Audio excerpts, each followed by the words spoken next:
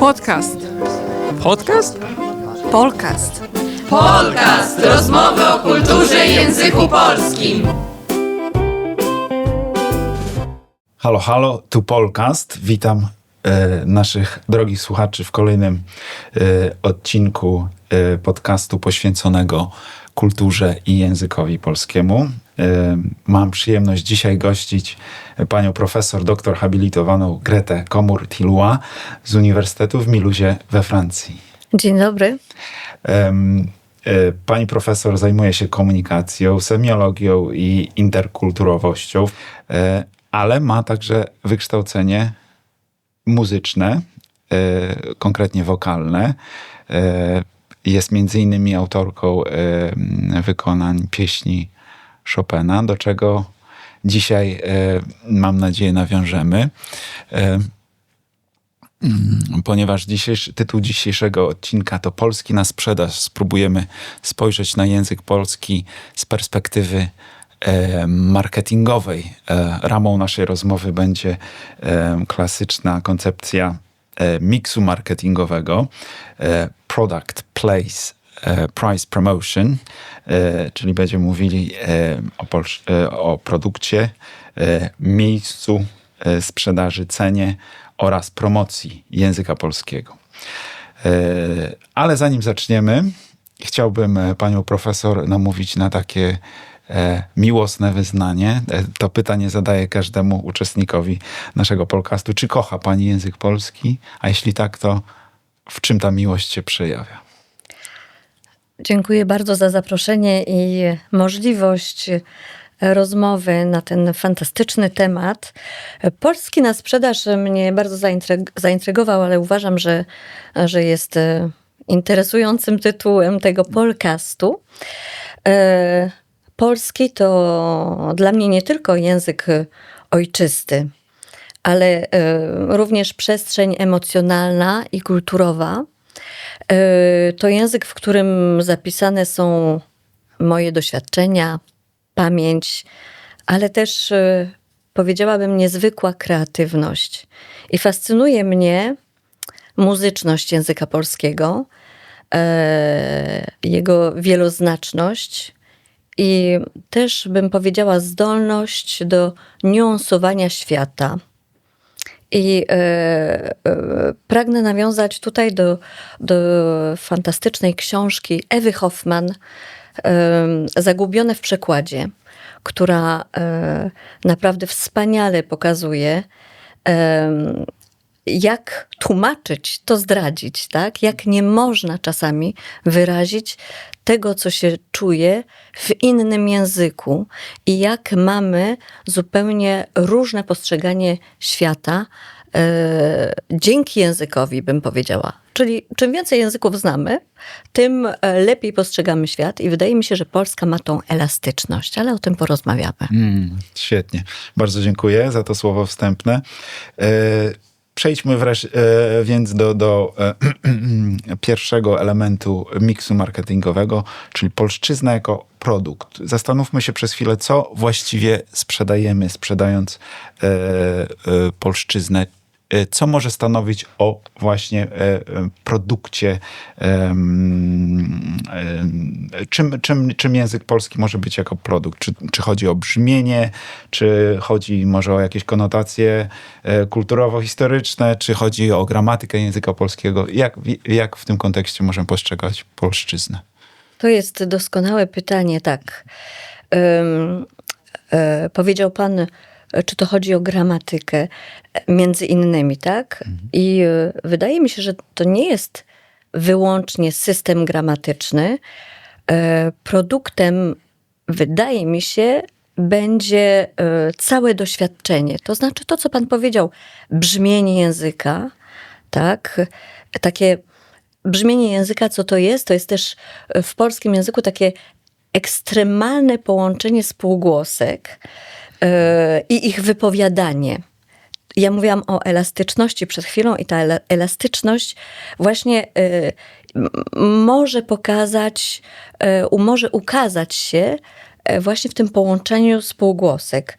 To jest na przykład to powiedzenie chrząszcz brzmi w Trzcinie, w Szczebrzeszynie, które zawsze intryguje bardzo moich studentów francuskich i oczywiście wzbudza śmiech, ale również chęć powtórzenia dźwięków i tym bardziej, jeżeli widzą zdanie napisane na tablicy, No tak. prawda? I porównać pismo z dźwiękami, są bardzo zaintrygowani. Ale to jest też również dla mnie produkt jako zderzenie z historią, tak? Mogłoby być zderzenie z literaturą, z muzyką, z filmem. I dla wielu obcokrajowców język polski jest ogromnym wyzwaniem, ale właśnie to wyzwanie bywa niesamowicie atrakcyjne, ponieważ czym wyzwanie jest większe, tym mamy taką autosatysfakcję, prawda, później. I przykład, o którym właśnie mówiłam, robi bardzo duże wrażenie na każdym obcokrajowcu. Trzeba wiedzieć, że w języku jest ponad 70 mięśni i język polski pozwala na używanie tych wszystkich mięśni, co nie jest zupełną oczywistością dla wszystkich, tak? Dla wszystkich i wszystkie języki nie mają takiej dźwięczności, jak właśnie język polski. Czyli drugim elementem jest też akcent. Akcent toniczny jest raczej stabilny w języku polskim i ten akcent może bardzo dobrze pozwolić na połączenie tekstu z muzyką.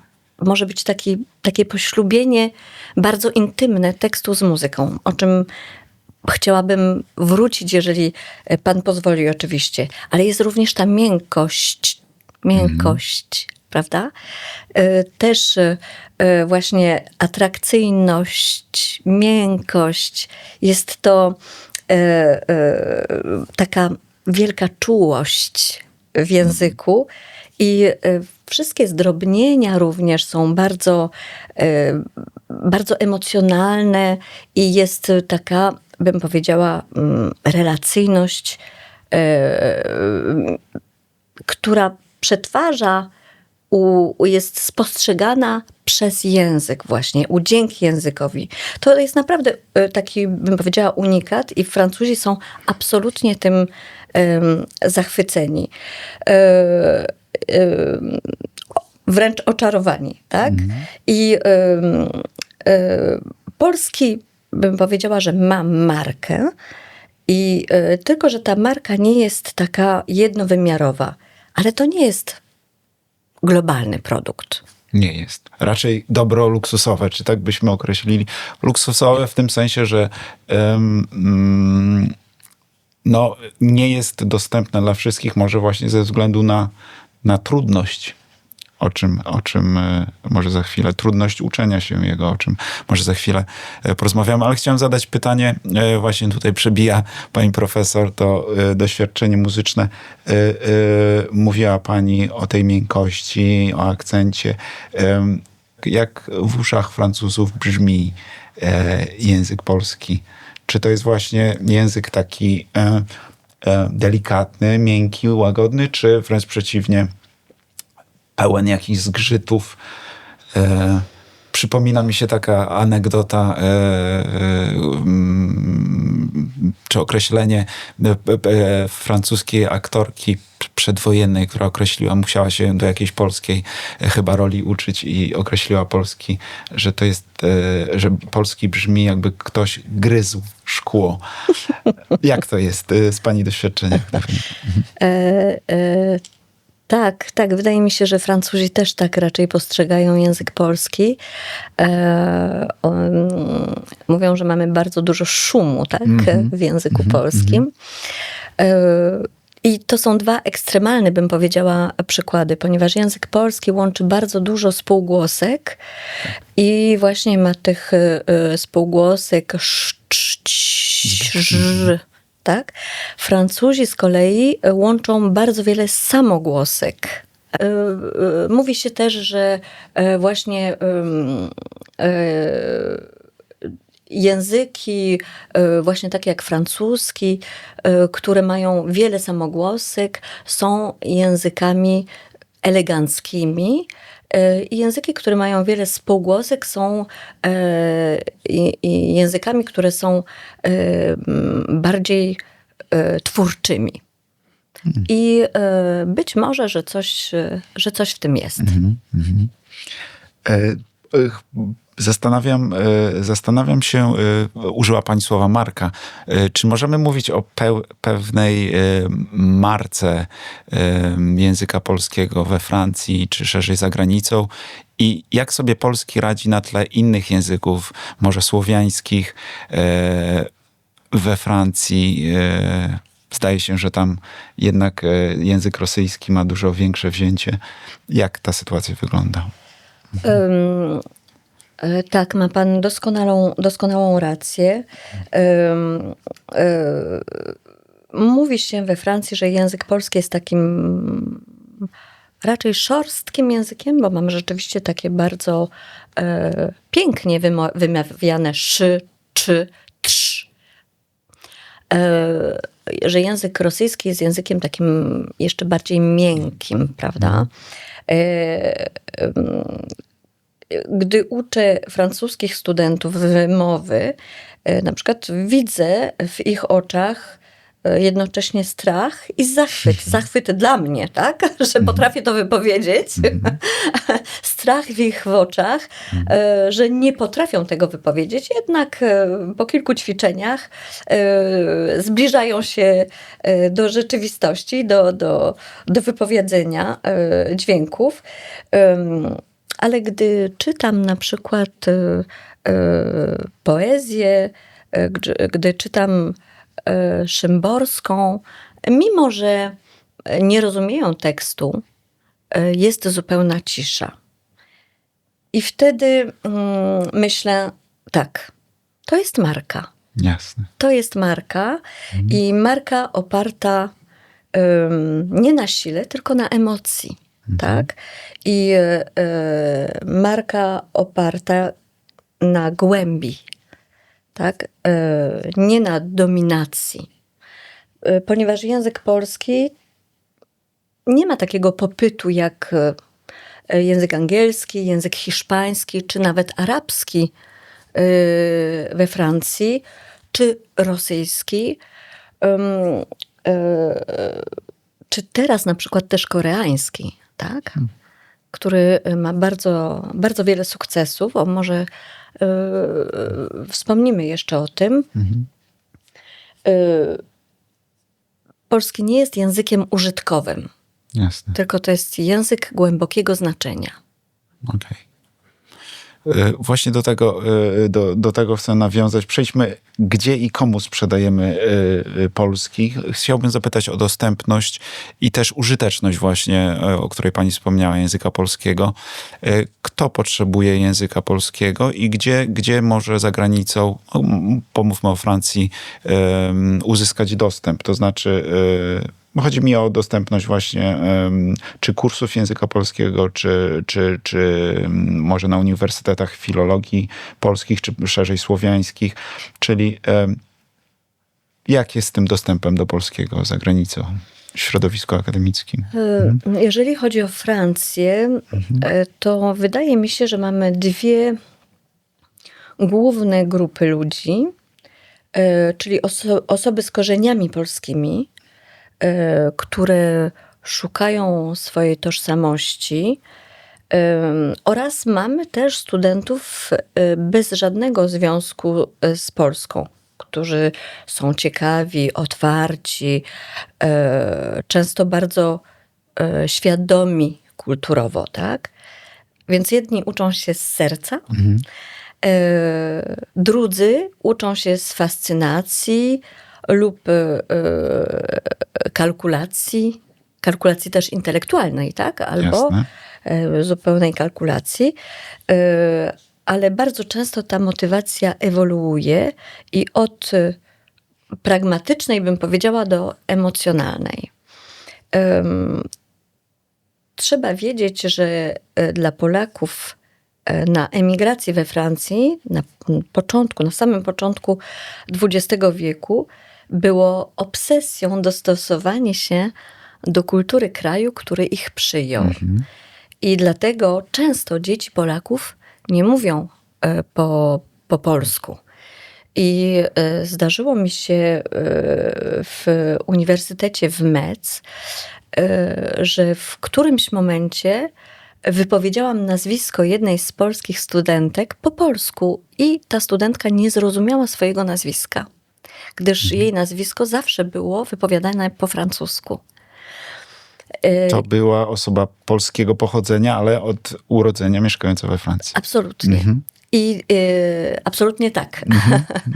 I dlatego zapytałam studentki, czy ma pochodzenie polskie i ona po prostu nawet nie wiedziała. Niesamowite. Więc są takie przypadki, takie prawda, dostosowanie się do kultury, która nas przyjęła. Ale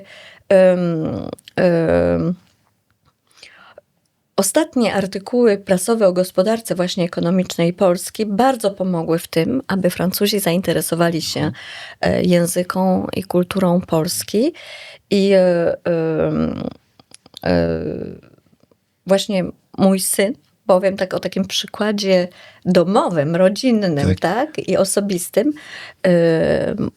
Mój syn przyjedzie do Polski na 3. rok na studia, gdyż zawsze było dla mnie to ważne, żeby uczył się języka polskiego, ale przyjadą z nim również 2 inne osoby, którzy są, to są koledzy z jego roku akademickiego, którzy też słyszeli bardzo wiele o rozwoju Polski i wielkich możliwościach, które dzisiaj Polska posiada.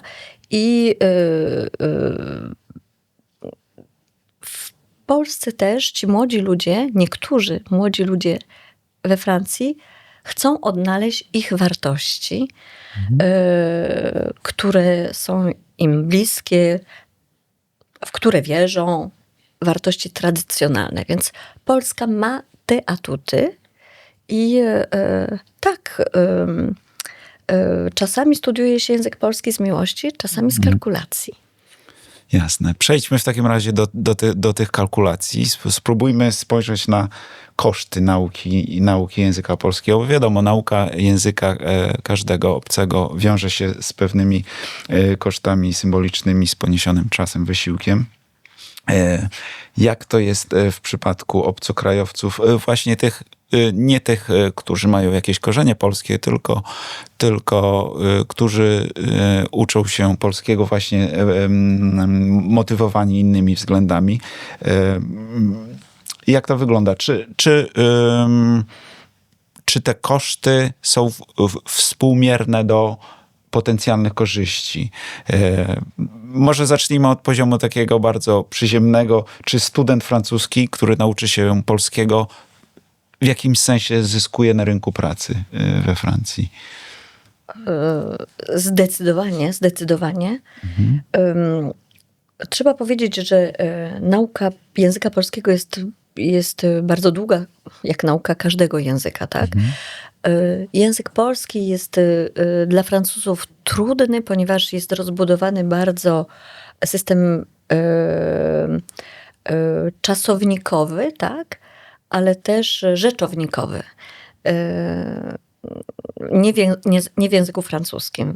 W języku francuskim system rzeczownikowy nie jest tak rozbudowany, więc oni porównują polski do łaciny oczywiście, prawda? Dla tych, którzy się uczyli kiedyś łaciny. Więc koszt to wysiłek oczywiście, to frustracja też, prawda? To niesamowity czas. Ale tak jest z każdym językiem, bym powiedziała, tak. Prawda? Polski i również z polskim, tak? Ale to jest koszt, który buduje wielką więź, ponieważ nie ma wielu studentów, którzy uczą się języka polskiego. I polski bywa językiem luksusowym. Jest wyborem świadomym i jest wyborem, bym powiedziała, odważnym, tak? Ale na przykład jest uczony w takiej szkole jak nauki polityczne we Francji, która jest szkołą bardzo prestiżową. Więc z Polski też tam jest Jasne. wykładany. I są studenci, jest dosyć duża grupa studentów, którzy uczą się języka polskiego. Widzimy też coraz więcej materiałów dydaktycznych i to jest bardzo dobre do nauki języka polskiego. Bardzo dobrych materiałów dydaktycznych i na przykład ostatnie projekty badawcze wspierają produkcję tych materiałów dydaktycznych i to jest fantastyczne. Czyli polski robi się coraz bardziej popularny i jest zwrot za tę inwestycję, nie zawsze finansowy, ale często też tak, ponieważ bardzo wiele, wiemy, firm francuskich istnieją we Francji. I znam wielu Francuzów, którzy ostatnio zainstalowali się w Polsce. I którzy żyją w Polsce i którzy pracują w wielkich aglomeracjach, w wielkich firmach też francuskich.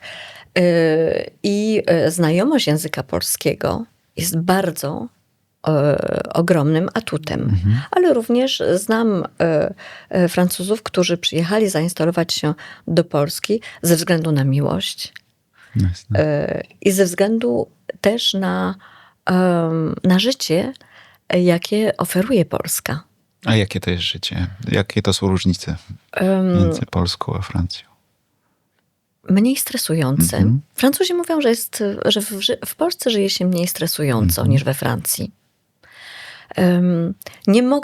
Nie mogę potwierdzić, ponieważ już 35 lat żyję we Francji i oczywiście jak przyjeżdżam do Polski, odnajduję wszystko to, co kocham. Moją rodzinę, ale również miejsca, które kocham. Też kulturę, którą kocham. Też jedzenie, które kocham, oczywiście.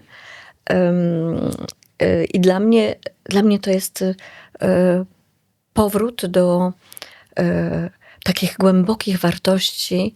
I Francuzi mówią Madeleine de Proust, czyli takie ciastko, które ma unikalny smak i którego nie potrafimy nigdzie odnaleźć, tylko w tym kontekście. I dla mnie Polska jest tym ciastkiem unikalnym, tak? Że odnajduję go tylko tutaj. Ale Francuzi lubią nasz tryb życia. Lubią naszą szczerość, jeżeli chodzi o relacje. Lubią nasze otwarcie. Czy jesteśmy bardziej czy mniej bezpośredni w kontaktach takich? Dużo bardziej bezpośredni. Dużo bardziej bezpośredni. Mamy wiele mniej tabu. O, to ciekawe. Tak. Na przykład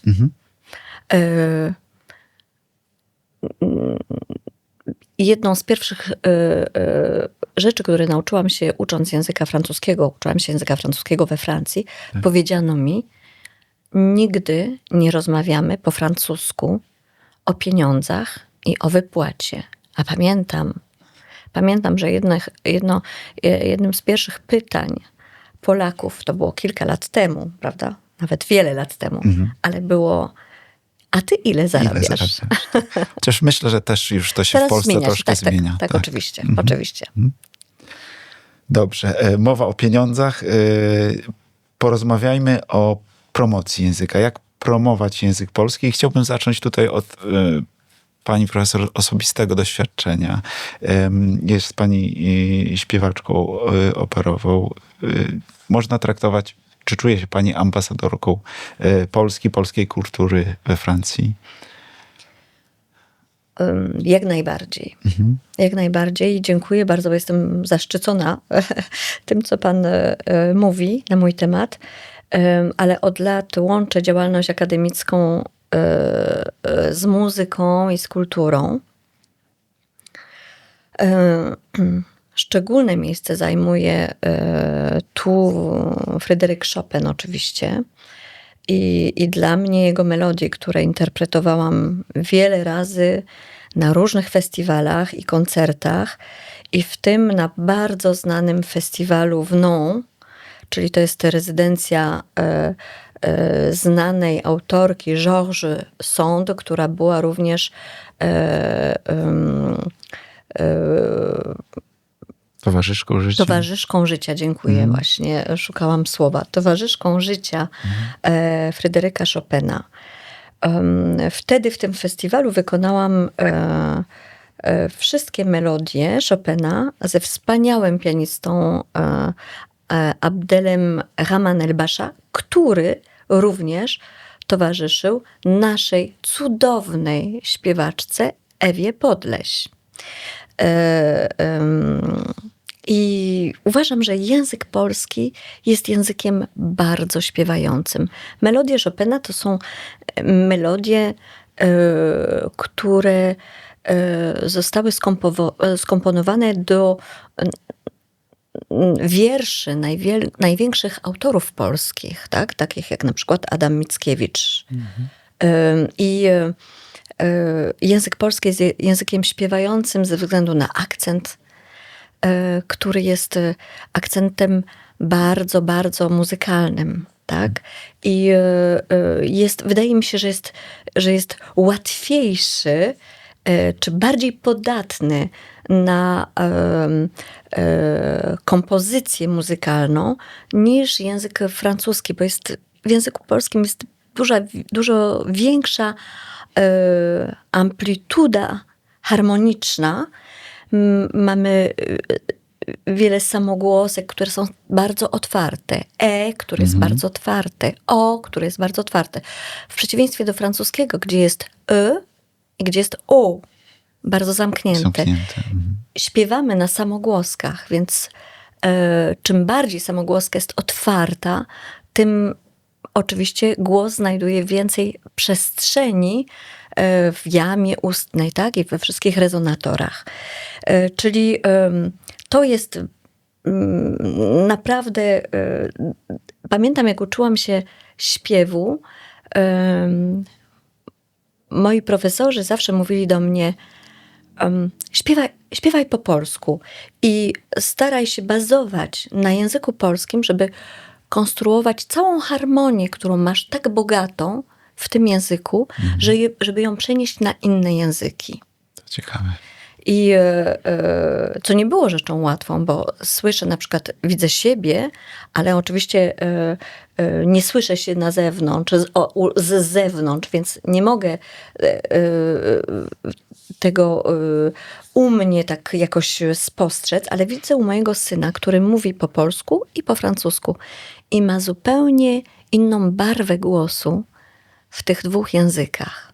I zresztą wszyscy mamy takie, jeżeli mówimy z jednego języka na drugi, prawda, mamy zupełnie inną barwę głosu i to jest fantastyczne.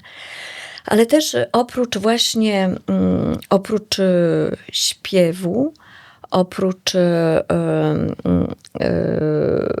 oprócz śpiewu melodii i Chopina, no też wszystkie utwory Chopina, polonezy, mazurki, ballady są po prostu dla mnie dzisiaj czymś, są tą właśnie tym ciastkiem, o którym mówiłam, gdzie jest tu unikalny smak i unikalne odczucia, podczas kiedy słucham Chopina, szczególnie polonez As-Dur Chopina, który się nazywa heroicznym, tak? I to jest po prostu dla nas prawie drugi hymn. Ale są również też kolędy polskie, tak? To jest absolutnie unikalny ewenement, bym powiedziała, i w naszej tożsamości kulturowej.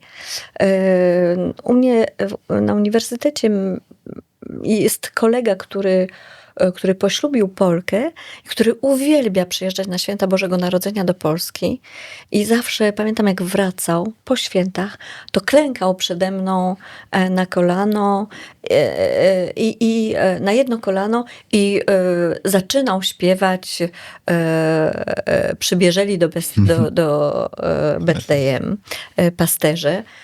Oczywiście nie umiał całej kolendy, ale zaczynał i mówi, to jest unikalne. Wy, Polacy, spędzacie święta jak nikt inny, śpiewając.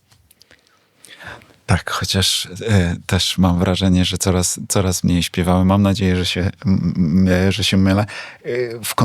W kontekście mówiła pani z takim zaangażowaniem o muzyce Chopina. Czy miała pani może okazję widzieć nowy film Chopin, polska produkcja, nie, w którym Chopin jest przedstawiony w sposób taki, no nieortodoksyjny, jako taki, powiedziałbym, dandy's influencer. Czy widzę, że kiwa pani głową, że nie widziała pani, ale czy uważa pani, że potrzebujemy w kontekście promocji języka polskiego takiej uwspółcześnionej wersji polskości, czy właśnie kultury polskiej, czy postaci związanych z polską kulturą, czy wystarczy odwoływanie się do tego tradycyjnego wzorca? Wydaje mi się, że nie musimy zamykać się w jakichś stereotypach i w czymś, co nam jest znane. Jest dobrze otworzyć się i Chopin był dandy. I rozcwaniał niesamowicie swoje pieniądze i uwielbiał pieniądze. Także nie widziałam filmu, widziałam zwiastuny i pamiętam, jak byłam ostatnio w Polsce, to ten film pojawiał się w kinie, ale niestety nie miałam już czasu, wyjeżdżałam i nie miałam czasu, żeby go zobaczyć. To jest dosyć nowa produkcja też. To jest nowa produkcja, tak. Ale bardzo chętnie zobaczę, jak się tylko pojawi we Francji. I wydaje mi się, że tak, bardzo dobrze jest mieć też obraz i tak jakoś mówić o artystach jako o ludziach, tak? Którzy mają też swoje słabości i którzy mają też wady. To nam pozwala też jakoś się odnaleźć bardziej i zbliżyć się do nich. Także tak, jestem zupełnie za tym, żeby widzieć Chopina jako dandy takim, jaki był. Jakim był. Panie profesor, patrzę na zegarek, czas kończyć nasz podcast. Gdyby pani miała, podsumowując naszą rozmowę w jednym zdaniu, może to trudne zadanie, ale sprzedać język polski, zareklamować jakoś, co by pani podkreśliła? Oj, jedno zdanie to za mało. 1 godzinę. Albo i więcej. Ale powiedziałabym tak, że polski to język, który otwiera drzwi do świata intensywnych harmonii muzycznych, intensywnych emocji, wielkiej literatury, niezwykłej muzyki, ale również gier dydaktycznych, tak?